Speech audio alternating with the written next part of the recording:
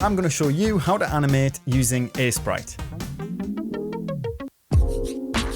If you're completely new to Aseprite, I'd recommend watching this video first, which will take you through all the things you need to know to be able to watch this video. This video won't be teaching animation techniques. This one will simply be teaching how to use Aseprite's tools for animation. In the first video, we finally defeated Don, the crazy donut shop manager guy. If you got through that video, you've been promoted to head donut maker. But I don't just want to make and sell donuts. I want a donut army, and you're going to help me do it. So here we are in our Aseprite file. We have our canvas set up here, which is 32 pixels by 32 pixels in size. We have a donut on one layer and our background on the other layer. Here's a neat little trick straight off the bat. If you hold Alt and click on the eyeball, it will only show the contents of that layer. This is super important if you have a whole bunch of layers like I do in this file, just to isolate something and work on that layer. Woohoo! When I'm animating, I like to put the layers panel on the bottom. You should remember from the last video, you can do that by just clicking here and clicking bottom.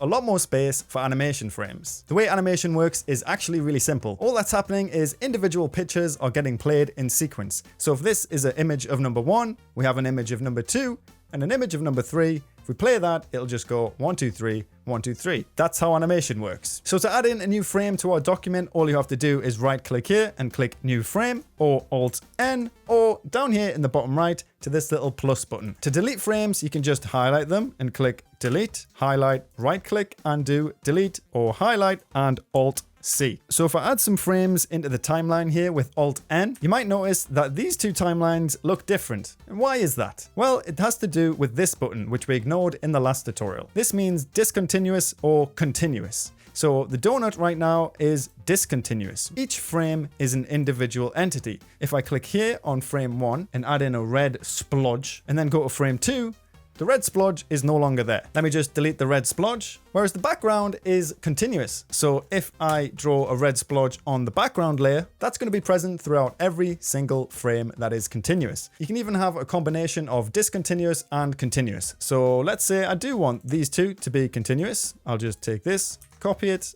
and paste it there. And now we have some continuous frames amongst discontinuous frames. It's usually best to keep things that aren't changing on continuous, because that means you don't have to keep redrawing or copy and pasting frames. So the background never changes in this, so I'm just going to keep it like this. For your first challenge, what I want you to do is add in a new frame, making sure the donut is on discontinuous and the background is on continuous. Pretty simple. Let's see how you do.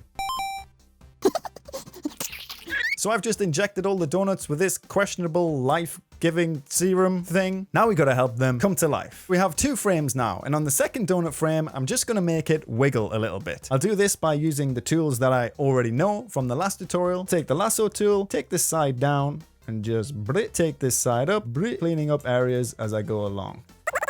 If you want to see what that looks like, you can just go down to the timeline options here and press play, or shortcut enter. Kind of wiggling. You can flip back and forth between the frames as you're working on it with the left and right arrow keys. That'll help you make more subtle changes as you go along. Let me just fix this up a bit. The preview window is useful because it's independent of the canvas. So if I click the play button, it's going to keep playing while the canvas isn't, so I can see all the time and maybe eyeball what tweaks need to be made. If you right click the buttons, you can change the speed of the playback. So ×3, super fast, vibrating donuts, or 0.25, super slow, more of a wiggly wiggle. You can obviously do the same here by right clicking the timeline play button. It's wiggling just a little bit too fast for my liking. So what you can do is change the properties of an individual frame. If we right click on one of our frames, click frame properties or P, this little box pops up, tells us which frame number we're on, and also gives us the duration in milliseconds, which we can change. So if I change this to 1000, I'm pretty sure that's a second. This frame will play for a second, and this frame will play for 150 milliseconds, which is 0.15 seconds. So we should see a hold of this and then this. Let's have a look. Hold, wiggle, wiggle, wiggle. Just a bit of a hold and then bleh. One really important feature in Aseprite animations is you can tag your animations. If I highlight these 2 frames, right click, new tag. So let's give it a name. I'll call it wiggle, and it'll go from frame 1 to frame 2. You can change the color of the tag. I guess I'll just do it red, and assign an animation direction. Forward just means that it'll play forward from left to right. Reverse means that it'll play backwards from right to left. Ping pong means it'll continuously play back and forth, like We're going to keep it on forward. We've now got our little tagged animation area called wiggle. So for the second challenge, what I want you to do is make a little donut wiggle animation just like this. Adjust the frame properties until it feels nice. And I want you to add a little wiggle tag to the animation. We need to run through a couple more useful features of the animation tools. So I'll add in some new frames. You'll notice that the tag adds onto the new frames. We've got to make sure we fix that and change it from the first frame to the second frame. You can copy and paste frames on top of each other. So I'll take this first frame, copy it, and paste. And then we got some empty frames to work with. So if I wanted to draw a donut here, I could just copy over this and then paste it. And then we can just start editing it. But what if I want to see what it looked like in the last position? This is where onion skinning comes in, and it is super useful. So this little button here turns on onion skinning. You can't see anything right now, but that's because the background is in the way. We turn off the background, we can see the previous frame. If we put another drawing here, like a big green blob or something, and went back to this frame, we could also see the future frames. Onion skinning allows you to see frames in the past and frames in the future, and you can change which frames you can see by dragging the little handles down here. It's a little bit fiddly, but if we drag this end away from this frame, we no longer see the future. And if we drag this frame away from this frame, we no longer see the past. This is really useful when doing animation to make sure everything lines up as it should. As we can see, it doesn't work right now with the background on, but you can just mess with the settings. If you click on this little button like we've seen before, the little settings will open behind the sprite. This works only for transparent layers. So if we put it in front of the sprite, we now see all of our onion skin frames. But they are on top of our frame, so I don't really like that. I usually just keep it on behind and turn the background off. You can change the tint of the onion skin frames with this button. You can change the opacity. There are a lot of settings here. I tend to just keep it on the default and mess with it if I need to. But that brings us to our next challenge. I want you to animate the donut and bring it to life. Anything creative that you can think of to make this donut into a little minion. Try and use all of the tools that I've shown you so far. Let's go through with an example of how I might do it. I'm going to take this base donut frame and paste it over. I'm just going to squash it down with the transform tools. I'm going to change the pivot point of the transform tool at the bottom and just squash it down. But I can't see what it looked like before, so let me turn on some onion skinning frames. So settings should be behind sprite, and let's turn the background layer off. Make sure I've dragged that handle out so I can see the previous frame. I might even skip back a bit, make this a little bit more extreme.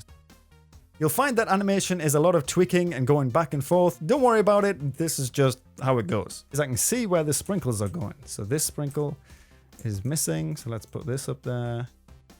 Let's add a tag to this animation and call it the alive. It's squashing down. I'm going to have it pop up into the air. So let me take this frame so I don't have to draw it out again and paste it here. And then let's just move it into a high position. When it's in the air, I'm going to draw in some little legs. I can see from the little preview window that the sprinkle, when it squashes down, looks a bit weird. Let me just try this. I kind of want the purple area in the middle to squash out a bit more. Constantly going back and forth, tweaking it out. He's in the air and he's got his legs out. So in the next frame, if we add the frame, I'm going to bring him down and he's going to land, but his legs are going to be fully stretched out. Kind of doesn't look like he's landing. So on this frame, we'll add another frame in. Just drag the whole donut down a bit. Maybe his legs can sort of bend in a bit. Add another frame and then just add this one to there. It should land just like that. I think it might be better if instead of going to straight leg to bend to straight leg, we just go from bend to straight leg. So I'll delete this straight leg frame here. A lot of tweaking, a lot of playing it out. He squashes down and then he jumps up, his legs come popping out, hits the floor and then bounces back to his normal position. What if he had eyes? Pop his eyes open a bit. As that eye's going up, I'll add the next eye in. What does that look like? It's kind of silly, but I like it. Let's mess with the timings a bit. I want the squash to last just a little bit longer. So 150 milliseconds, let's change that to 250. Last frame, I'll change that to about 2000 so it lasts long. And then wiggle, wiggle into boom. We can even add in an idle animation. So let's move that into 11. Add a new tag, call this idle. Really quickly, move this head down, bing bong. Change the frame properties and let's put this at like 300. Now he has a little idle animation. So we have the wiggle, he's wiggling, and boom, pops up, his eyes pop out, and he has the little idle animation. If we go to the playback button and do play all frames, ignore the tags, we can see all of that in sequence. It's not incredible, but that's how you animate in Aseprite.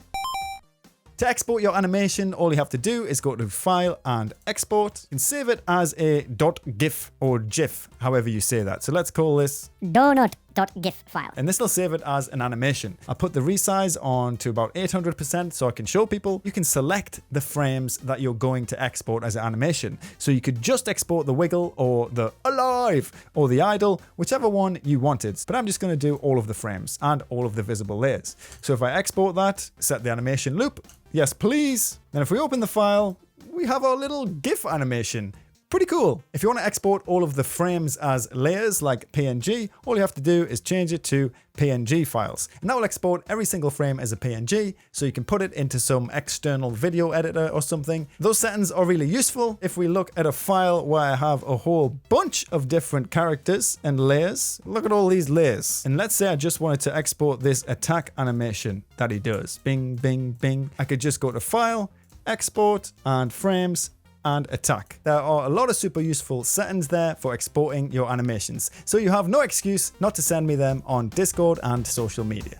Congratulations for getting this far and learning how to use Aseprite and the animation tools. Why don't you try and make it work? Or, if you want to improve your animations, check out the 12 Principles of Animation. Thanks for watching, and I'll see you in the next video.